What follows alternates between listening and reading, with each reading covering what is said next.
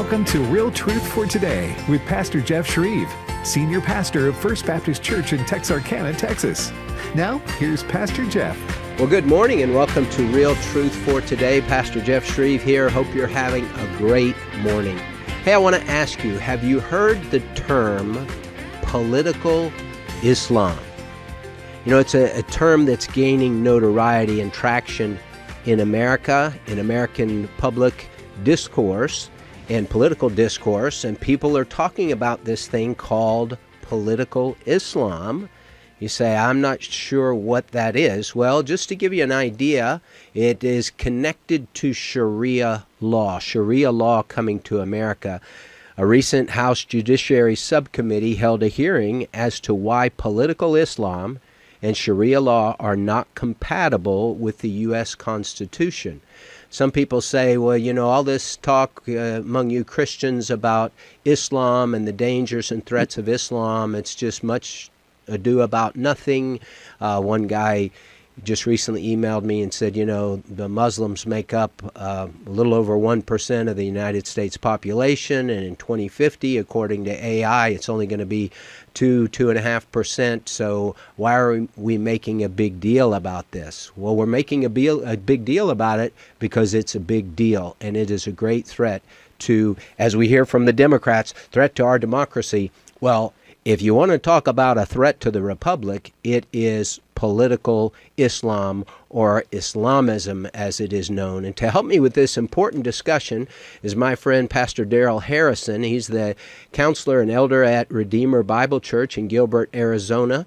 And you may know him from his podcast with Virgil Walker, Just Thinking Podcast, where they do deep dives into specific subjects where Christians need to be in the know. And they recently did a deep dive into this thing called political Islam. So we want to piggyback on that work. Darrell, thanks so much for being my guest today, brother. Absolutely, Jeff. Thanks for having me. It's always a pleasure to be with you, brother. All right, so Darrell, political Islam, when did you become familiar with that phrase? Yeah, so that's a great question, Jeff. So as you alluded to earlier, the Just Thinking Podcast episode on political Islam that Virgil and I released, it was in November of 2025 that we released that episode. And my interest in political Islam was piqued as I surveyed what was going on really around the world. What this sort of I don't know, just out of nowhere rise of Muslim political candidates running for office around the world. And it just seemed really strange to me to see the number of avowed Muslims who were running for office seemingly all of a sudden. And so that's what piqued my interest on the topic. And I reached out to Virgil to see if he would be interested in doing that topic, and to see if that topic would have sort of a wide reach if we were to release it as an episode of the Just Thinking Podcast. And as we speak here today, Jeff, has been downloaded over 100,000 times. So I praise the Lord that he led us in that direction. But political Islam is, as you alluded to, is a danger to not just the American Republic. It's a danger to the West, period. And I know we're going to talk more about that, but my initial interest in political Islam was piqued as I just was stunned at the number of Muslim individuals who are suddenly running for office in Western democracies, not to mention here in America. So that's how I was initially interested in that topic. Darrell, do you think when you talk about a rise of Islamic candidates for political office, do you see that as being masterminded by somebody or just the devil himself? Or is there a human instrument that's saying, hey, we need to have somebody run here and somebody run there? Well, to answer those three questions, Jeff, I would say yes, yes, and yes. And I know I'm probably, I may even make some enemies of your listeners by saying this, but I have to be honest with myself, number one, and just speak what I believe is the truth behind the questions that you just posed. I've long believed, and when I say long, I believe this for over 20 years, that Barack Obama really set the model for how to exemplify for Muslims how to run for political office in Western democracies. I've long held the belief that Barack Obama is a Muslim since I first became aware of him at the 2004 Democratic National Convention. Mm-hmm. I remember the speech that he delivered one night during that convention, and I'll still say this to this day. He turned that convention hall into a Black Baptist church. He used Black preacher homiletics to get everyone emotionally riled up. And I remember saying to myself in 2004, I said, well, that night is the night that Barack Obama began to run for president. Mm-hmm. And as we know, he ended up being elected president at the next presidential election cycle. But I think Barack Obama set the example for Muslims around the world on how to present themselves to the West as with respect to how to run their political candidacy and run for office and win. So subsequent to Barack Obama, we have people like Sadiq Khan, who is now the Muslim mayor of London. And, I would challenge anyone to just look at London prior to when Sadiq Khan was elected mayor in 2016, and then look at London now. Mm-hmm. You have in Georgia, my home state, there was a Muslim woman who initially put her hat in the ring to run for office, but she recently withdrew her name and it's no longer running for governor there, but now she's running for Senate there in an area of Metro Atlanta where she thinks she can win. Mm-hmm. So they present themselves as kind of like you alluded to earlier. They present themselves as individual Trojan horses. Yes. Where on the outside they're unoffensive, they're non-confrontational. They speak and dialogue as you and I would, but their worldview is entirely antithetical to Western constitutional principles, especially as it relates to the United States. Yeah, it's a real concern. I think, Darrell, what's hard for Christians is we're commanded to love everybody, to speak the truth in love. And, when you're dealing with an ideology that is against the United States Constitution, obviously against Christianity, I think it's hard for Christians to know, how do I deal with this person? If somebody breaks into your home to ostensibly do harm to you, you're not saying, hey, let's break bread and have a meal together. Right. You're going to be aggressive with them because you're wanting to get them out. So if we think about it in those terms, should we be aggressive with Muslims and want to get them out of our country, or should we look at this as an opportunity to share Christ with them, or what would be the stance? Yeah, I think you can do both. And let me contextualize what I mean by that. Jesus himself said that he was sending us out as sheep among wolves. So he didn't say he was just sending us out as sheep. He said Jesus set the context of the environment in which his people were going to be engaging the world and the culture. I'm sending you out as sheep among wolves. So I think the best offense, I will just do an interchange of words and say, no, not aggressive, but I think the best offense that a Christian can employ is to be informed about what Islam is, to be informed about especially what political Islam is. That's the best offense you can have with respect to lovingly and intelligently and informedly engaging not just other Muslims, but engaging the political landscape that is staring us in the face right now. We cannot afford to put our heads in the sand on this under the guise of loving one another. That's ignorant. You use the example of someone breaking into your house. Well, you don't lock your door. You don't wait until someone breaks into your house to get locks on the door. Mm-hmm. You lock the door so that doesn't happen. Okay. And we have to take the same approach with respect to what political Islam is. And this is one reason why the Just Thinking episode that Virgil and I did on political Islam is more than 3 hours long. Because as you said, Jeff, when you were introducing me, we did a deep dive. We do deep dives on these topics, and you cannot afford to treat lightly or superficially a worldview and ideology such as political Islam, which not only wants to control the way you live, that ideology, if necessary, wants you dead. Hmm. They want you dead, being an infidel, being a non-Muslim, and every non-Muslim is an infidel. And by definition, being an infidel makes you an enemy of Islam.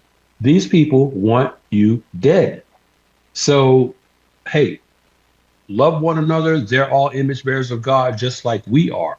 But you don't go blindly and casually into enemy territory and not be prepared with the proper weapons. We're not called to commit ideological suicide here. God, in His mercy, has given America as the model for the West for individual freedom, individual liberty. No, we're not libertines. We're not saying we want to leverage that liberty to just where a person can do whatever they want. But within the awareness of human sinfulness, okay, you have to look at Islam as for what it is. It is a demonic, evil worldview Hmm. where death is in its DNA. Yes. That's exactly right. Okay, now, Darrell, I saw a clip from Colonel Allen West, and he argued that Islam really isn't even a religion. It's a military political ideology more so than what we would look at as a religion. Would you agree with that or disagree? I completely agree with Colonel West. That's why I do everything I can to avoid referring to Islam as a religion. If you go back to the origins of Islam when it was founded by Muhammad, the whole ideology was an ideology of conquest. As a matter of fact, Jeff, if I could just take 1 second, I want to quote rather, author Sarah Lee, who wrote an article titled "Understanding Political Islam," and in that article, she gave the best definition I've ever come across of what political Islam is. She said this, she said, quote, she said, at its core, political Islam seeks to integrate Islamic principles and values into the political sphere, often with the aim of establishing an Islamic state or governance structure by a renewed emphasis on Islamic identity and a desire to challenge Western-style modernization and secularism. So, and unquote, by the way. So from its very beginning, Islam has been an ideology of conquest, masked as a religion. It has never been that. Matter of fact, I would argue that the very term political Islam is an oxymoron because Islam is inherently political in and of itself. Mm. It is an ideology of forced conquest, forced domination, forced coercion. The very word Islam means to submit. Mm-hmm. And I would add, it means to submit by force of conquest. And it's been that way since it was founded in the 7th century. Nothing has changed with regard to that. I completely agree with Colonel West. Yeah, well, that makes it that much more dangerous when we think about it like that, because it is an enemy that wants to take over. It doesn't play ball with anybody. It's when we come back from the break, we'll talk about New York City and Zohran Mandami. Mm-hmm. He's a socialist Muslim. Mm-hmm. And I think the socialists all are in small letters and Muslim are in capital letters. And when push comes to shove, you're going to see which one is going to dominate. People better wake up and smell the coffee because the enemy is coming in the gate, that's for sure. Well, we're talking to Pastor Darrell Harrison, counselor at Redeemer Bible Church in Gilbert, Arizona, a great friend and a guy that has great insights on things. We're talking about the subject of political Islam. You're listening to Real Truth for Today on American Family Radio. We'll be right back.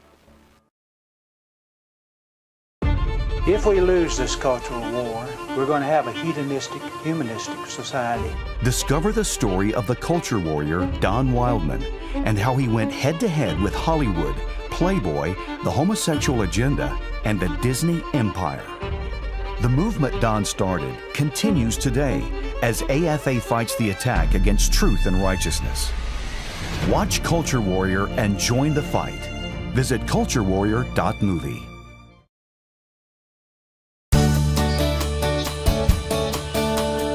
This is Real Truth for Today. Podcasts of the program are available on the podcast page at afr.net. Now, back to Pastor Jeff Schreve. Well, welcome back to Real Truth for Today. Pastor Jeff Schreve here, talking to my friend Darrell Harrison, counselor at Redeemer Bible Church in Gilbert, Arizona.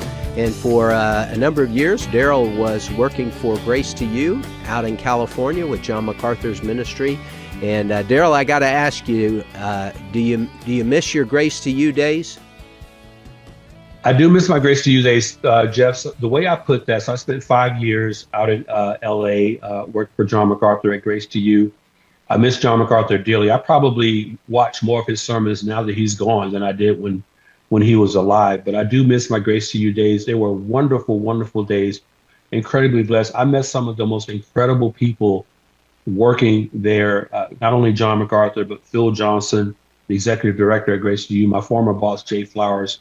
I love and miss all those folks. So the way I put it, when we left, my wife Melissa and I, when we left California in 2024, I'll tell all my friends today, I said, I left California. I didn't leave Grace to You. Grace to You will always be a part of my heart, part of my life.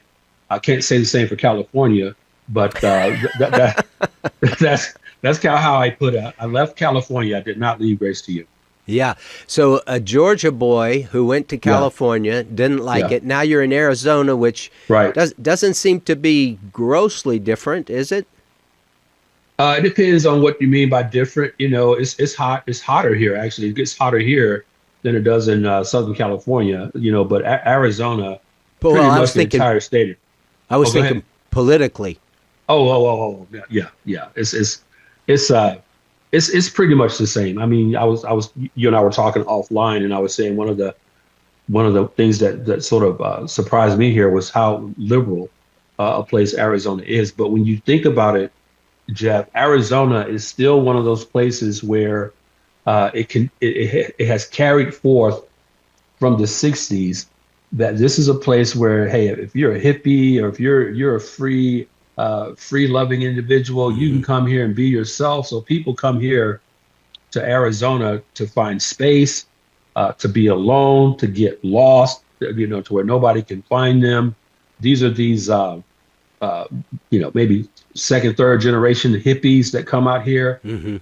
So they bring that sort of liberal, universalist sort of mindset to themselves with them when they come out here. And this is how they vote. They vote just like Californians do.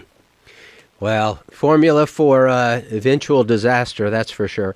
Okay, so we're talking about political Islam, and I had mentioned right at the break about Zohran Mamdani, the mayor of New York City, the largest city in America, I think he's 31, 32 years old. Yeah, I think he's 32 years old. Socialist Muslim, and as I said, being a socialist is a concern all by itself, but when you lump that together with being a Muslim, it seems like he's riding the back of socialism to get the Democrats to get on board, the Bernie Sanders and AOC folks to get on board. But he's going to gravitate toward Islam and political Islam for sure. And no doubt, if he had the choice, he would love to institute Sharia law in New York City. How do you see his political office right now and his political future? I think he's going to destroy the city. Well, that's what the goal of Islam is. I mean, I'm not being flippant when I say that, but as I alluded to earlier before the break, one of the primary goals of Islam is to destroy the West. And when I say destroy the West, I mean more specifically, destroy capitalism and destroy a Judeo-Christian ethic wherever it exists. your listeners may be surprised to know, Jeff, that within political Islam, social justice is a core tenet of Islam. It is a core tenet. Matter of fact, there are 5 primary principles and ideologies that undergird political Islam. Let me just run through them real quick. Number 1 is the sovereignty of God and the supremacy of Islamic law.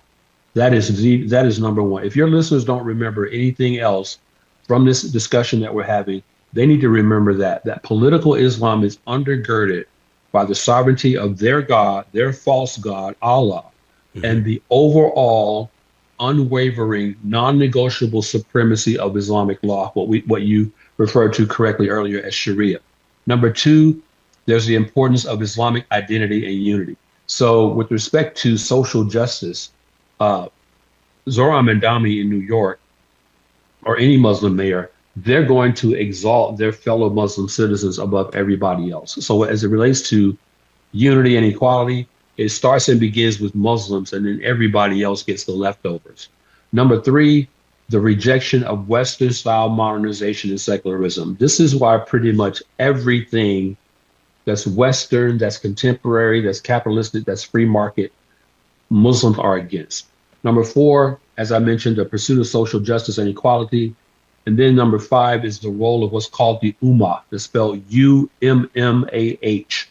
The role of the Ummah, or the Islamic community in shaping politics and society. So social justice and socialism is part of the DNA of political Islam. This is why one of the first things Zohran Mandami promised, and he did this when he was campaigning, was free this, free that, free housing, free public transportation. Now they're launching these free grocery stores. And we all know that nothing's free. We know this. We know that is an inherent lie of socialism. Nothing is free. Just because you don't have to pay for it, that doesn't mean it's free. But Mandami is implementing, and this is the danger of political Islam. What they do is Muslim politicians leverage in the West, they leverage democratic freedoms, and in America specifically, they leverage the Constitution to implement Sharia law. And in this case, Mandami is going even a step further. He's turning New York, which is arguably the capitalist bastion of the world, into a socialist Islamic state. And you look at the people that he surrounded himself with his cabinet, they're either radical Muslim sympathizers, radical communists, or radical socialists. Every last person he has on his staff.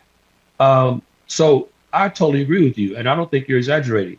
This man is going to destroy New York City. This has been his goal. This is why he ran. This is why any Muslim runs for office. Is to destroy the Western capitalistic Judeo-Christian ethic. The Judeo-Christian capitalistic culture is, by definition, by its very existence, against Islam, and it must be destroyed.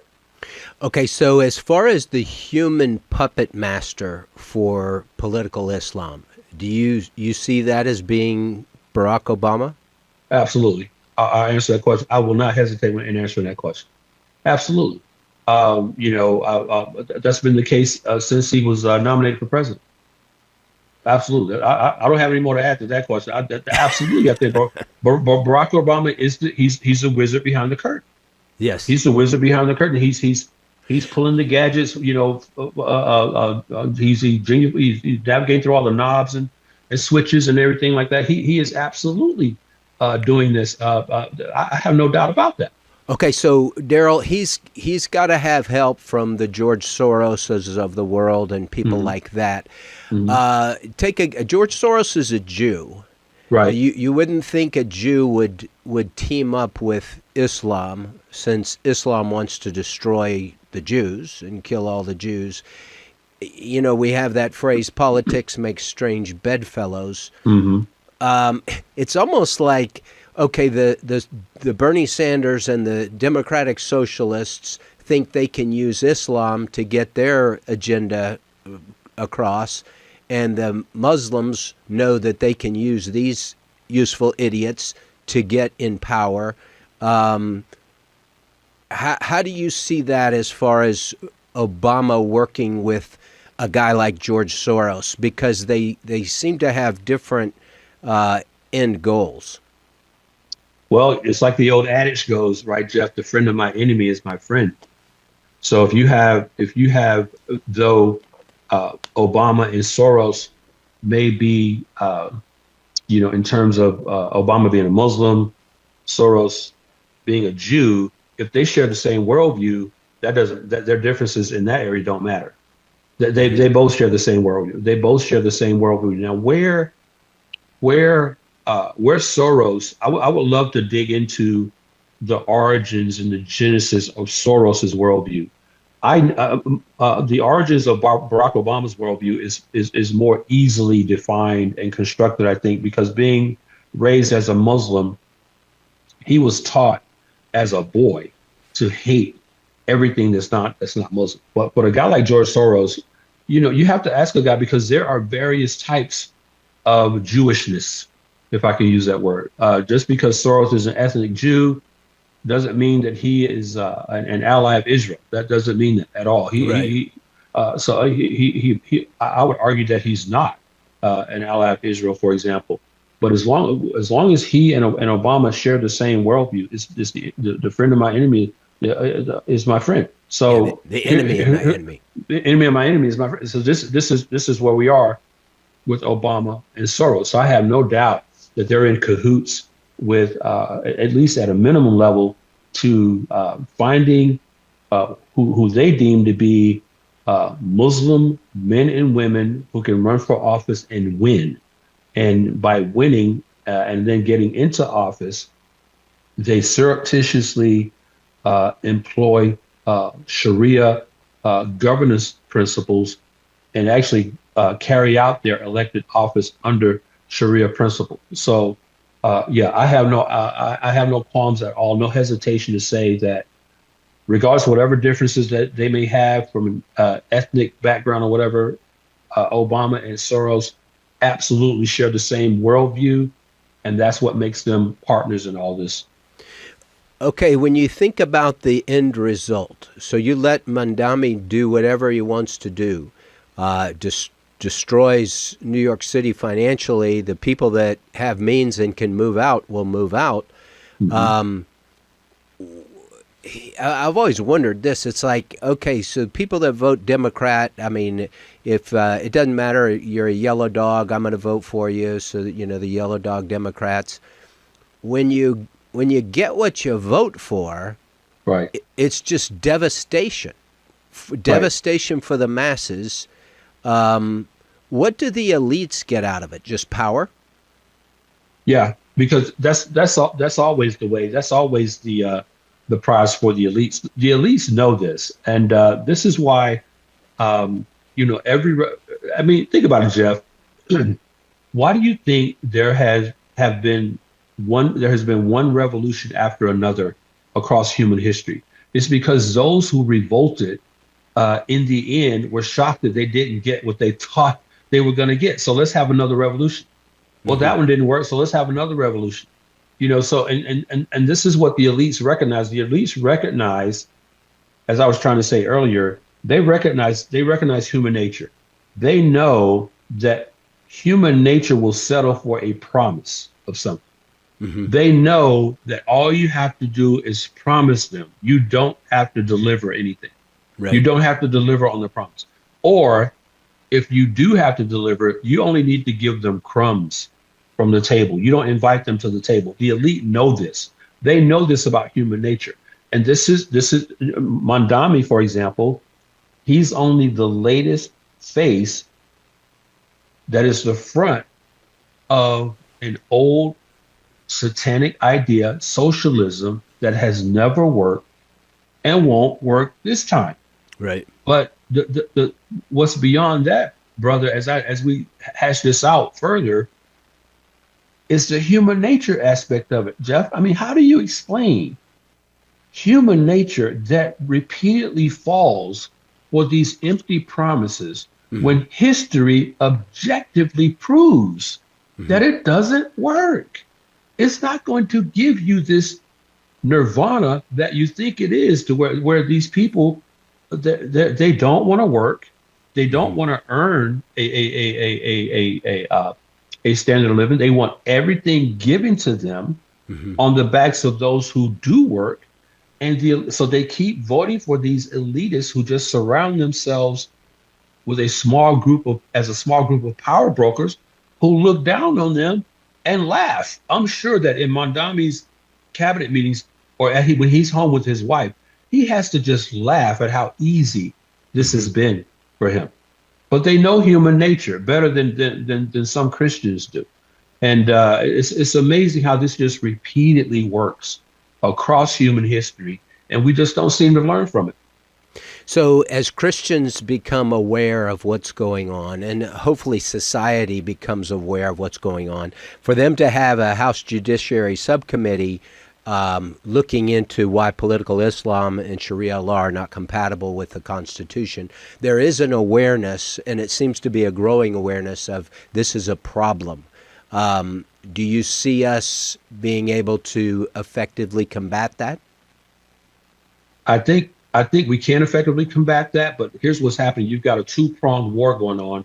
You've got people like us who are trying to elect people to office to combat that, but at the same time, the other side is trying to elect Muslims into from the local areas on up to the congressional level to defeat people like you and me who are trying to get candidates in to defeat them. So this is a standoff right now, and we'll see how involved Christians get in this fight. Good point. We're talking to Darrell Harrison. Darrell is counselor at Redeemer Bible Church in Gilbert, Arizona, and the co-host with Virgil Walker of the Just Thinking podcast, which is a great deep dive podcast into a lot of different subjects. One of those subjects is what we're talking about today, political Islam. I'm Pastor Jeff Schreve, and this is Real Truth for Today on American Family Radio. We're up against a break, but we'll be right back. Don't go away.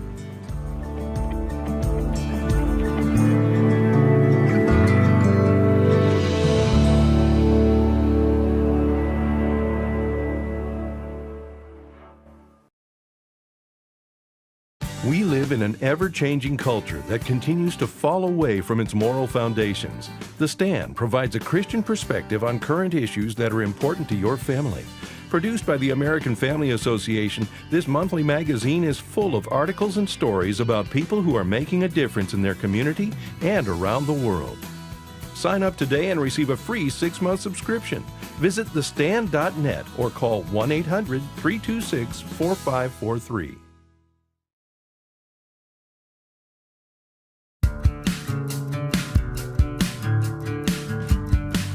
If you'd like to contact Pastor Jeff, email pastorjeff@fromhisheart.org. Now, back to Real Truth for Today with Pastor Jeff Schreve.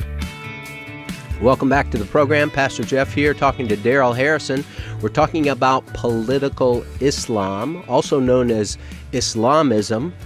Some say we're creating a boogeyman and just trying to smear Muslims, and we're Islamophobic. Darrell, no doubt you've been called Islamophobic, along with other names, I would imagine. Uncle Tom and a homophobe and all those things. Why is this sounding the alarm on political Islam? Why is this not Islamophobic? Yeah, first of all, I don't even buy into that word Islamophobic. So I reject that. I reject that term outright. So, as a matter of fact, Jeff, I'm glad you asked that question, because I think it gives us as Christians a lesson in apologetics.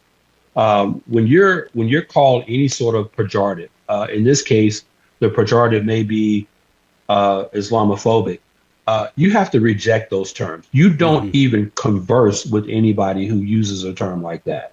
You totally reject it. You don't give them the pleasure of engaging in a conversation, because the term is used to automatically put you on the defensive. Okay. So as a Christian and as an apologist, we need to be able to identify argumentative tricks like that, where someone will throw a label on you. What you have to do is just immediately reject that label and even refuse to engage in conversation with the individual if they insist on using that label. So, but as it relates to people who may throw that pejorative at me or you or any other believer, there's nothing I can do to change that. The thing about the episode that Virgil and I did on political Islam is that if you were to listen to that episode, you would hear us cite one Islamic source after another, one documented Islamic source after another, that from the Quran to Islamic scholars and the books and the white papers that they write, we cite one Islamic source after another to demonstrate to the listener and prove to them that in Islam's own words is a political worldview. We don't just give you our subjective opinion on this. Oh, we think Islam is political. I hypothesize that Islam is political. No, we prove to you from their own historical and sacred writings that Islam is a political worldview whose only and ultimate goal is to put the entire world, and I mean that literally, to put the entire world under the domination of Sharia law. So they can call me a Islamophobe all they want. I really don't care. They can't refute the facts, which Virgil and I presented from their own Islamic writings. Right. And I've seen enough Muslim leaders that have basically said we've come here to take over. We're going to have Sharia law in Washington D.C. and it's going to happen, and we're having babies and you're not having babies, and they're playing the long game. Right, exactly. That's a great point, Jeff. It's really a shame how they're having babies and we're aborting our babies. But this is what political Islam does. People ask me all the time, well, if they don't like America, why don't they just go back to where they came from? But what people who ask that question don't understand, it's not that they don't like America. They're here to make America Islamic. That's why they're here. Yes. This is what they hate America, because they hate the West in general. They're here to make what is not Islamic. That's why they're here. So this is not a matter of, them not liking America. What they don't like about America is that America is not Islamic. And this is one of the tools, one of the tactics that they employ is having all these children. They have all these babies where, Muslim man, he can have multiple wives. So in Islam, if you're a man, you can have multiple wives. You can have multiple children. They're having all these babies. As these children grow up, they're registering them to vote, and they're going to vote Islamic. And as we point out in the Just Thinking podcast episode that Virgil and I did, in Islam, we quote an Islamic scholar who says this. Islam teaches that they will partner with whatever political entity helps them achieve that goal of Sharia law. So isn't it interesting, Jeff, that and I mean literally every Muslim candidate in America is a Democrat? Every single one. There's not been, to my knowledge, there has never been contemporarily a Muslim candidate who has run for office as a Republican. Now, as a voting bloc, I know how they vote in Minnesota with the Somalis, but as a voting bloc in general in America, are they primarily all voting for a Democrat candidate?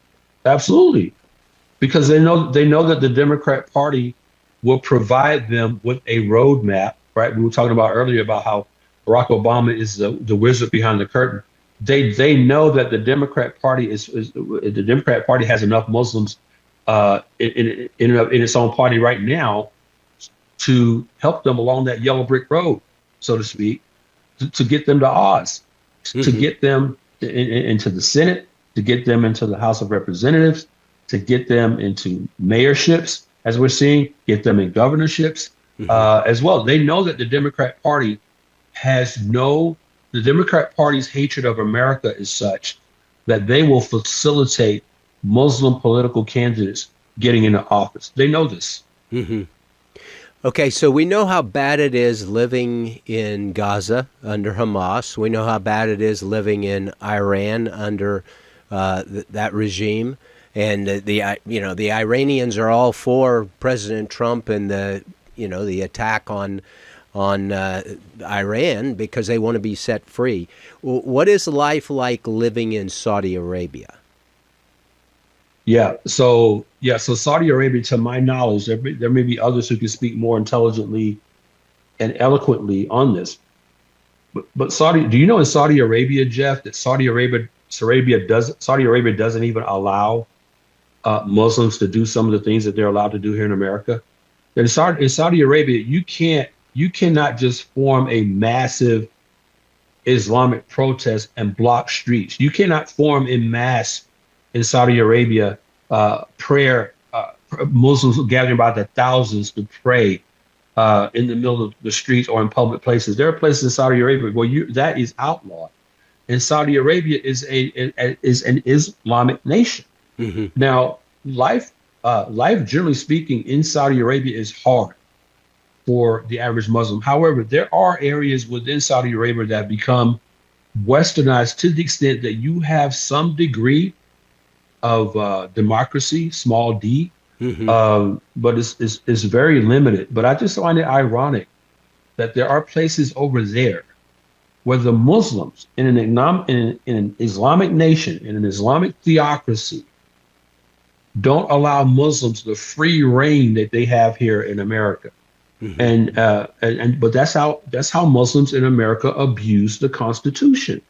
That's how because under the guise that Islam is a religion, they abuse the Constitution. They distort their constitutional right to freedom of religion to where they view it as that they can do anything that their religion calls for, including disrupting your daily life by laying out a prayer rug on a flight that you're on. Mm-hmm.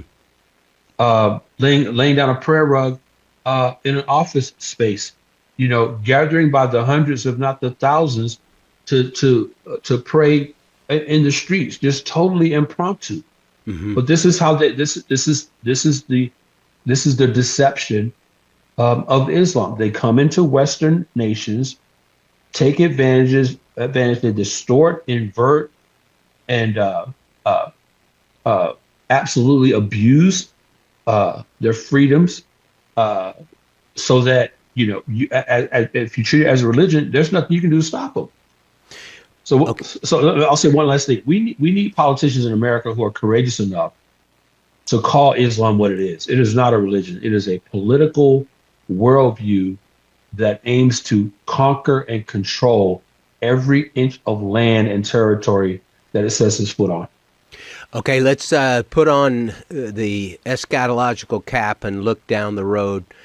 When the Antichrist comes to power, do you see him as being a Muslim, a Jew, pretends to be a Christian? How do you see that guy? Wow, that's an interesting question. Let me just say this. I'm not a prophet, so I'm not gonna pretend to be one here. But I do think among some of the individuals that we talked about in this conversation, I really do think that one thing Barack Obama did to ingratiate himself to a lot of Christian voters was to put himself off as a Christian. Right. I think he was masterful in doing that. He was a member of arguably the wokest church in the country at the time, in Chicago. So he did have membership at a church, and unfortunately, that was enough for, I don't know, probably millions of Christians, professing Christians who voted for him, for them to say, oh yeah, he's a Christian in my eyes. So, who knows who the Antichrist is? I would just say this, that there's enough evidence out there, enough objective evidence out there for any Christian with their eyes open to see that there are Antichrist ideologies at work. Mm-hmm. There are Antichrist worldviews at work, and there are Antichrist individuals who are heading up and advancing these ideologies. And we talked about a couple of them: Barack Obama, George Soros, and others. So though I cannot identify who the Antichrist is, I think there are individuals who, like the Antichrist, like Scripture portrays the Antichrist, who have demonstrated how easily it is to lead people astray, even Christians, even professing Christians, to lead them astray, to sort of casually and almost unconsciously get them to buy in to antichrist, anti-biblical worldviews and ideologies that line up right with what Scripture teaches the Antichrist will be in business to do. Well, one of the things I've kind of wrestled in my own mind, Darrell, is when you think about how the Antichrist gets the whole world together, he's a one world leader. Islam doesn't play ball with anyone because it's its own thing. But he's going to have all those Islamic countries, along with the atheistic country of China and North Korea. They're not Islamic, but they're all going to form together. I've often wondered, how does that work? Because especially with Islam, they're not going to follow somebody that's not Islamic. Yeah, I just think this is Darrell Harrison's own personal perspective on this. I think, Jeff, we need to keep an eye on the UN. I think the UN is going to play a pivotal role in that. Matter of fact, that's why the UN was formed to begin with, to try to get to sort of unify all the nations in accordance with this sort of singular worldview or ideology, whatever you want to use, so as to bring peace around the world. That's why the UN was formed. And I think when you look at the UN, they are getting more and more favorable in terms of there is Islamic. I think the current president of the UN is a Muslim. When you look at their policies, they are definitely Islam sensitive. At a minimum, they are Islam sensitive. So I think what you can have is, again, though you may have a communist nation like a North Korea or a China or a Russia, I think when it comes to the UN, I think you'll be able to bring all those people together under the same secular worldview umbrella. That's what's going to do it. It's not going to be a religious thing at all. It's going to be get those people to consent and agree on how we want the world to look like secularly. I don't think that's going to be a problem, to be honest with you. So I think we need to keep our eye on the UN and who's leading the UN and the policies, like the climate change policies that they're trying to advance. You've got dozens of nations that have signed off on that Agenda 2030. Well, I think it goes back to what you said: the enemy of my enemy is my friend. So they'll all hate Israel, right? And so we all come together to. They'll all hate Israel and hate America. They'll all hate Israel and they'll all hate America. That's going to be the binding tie right there. Do you hate Israel, or do you hate America? If they raise their hand, yes, come on, you're on my team. Yeah. Very good. Well, this has been a fascinating study, Darrell, political Islam. So if our listeners wanted to go with that deeper dive, how do they find the Just Listening podcast? Yeah, so a couple ways you can find us is to go to our website, justthinking.me. That's one word, justthinking.me. Or if you're a podcast listener, Just Thinking Podcast is available wherever you listen to your podcast. We're on Apple, Spotify, Google, doesn't matter, Amazon. Just search for Just Thinking Podcast in your podcast app. Hit follow, and you will get all of our episodes automatically. Amen to that. Darrell, thanks so much for being my guest today. It's always a pleasure, my brother. God bless you. Absolutely, Jeff. Love you, brother. God bless you guys. Well, thanks for listening to Real Truth for Today. Pastor Jeff Schreve here. I'll be with you again next time. Go out, shine for Christ, and share what great things the Lord has done for you, and God will use you as His witness. God bless you.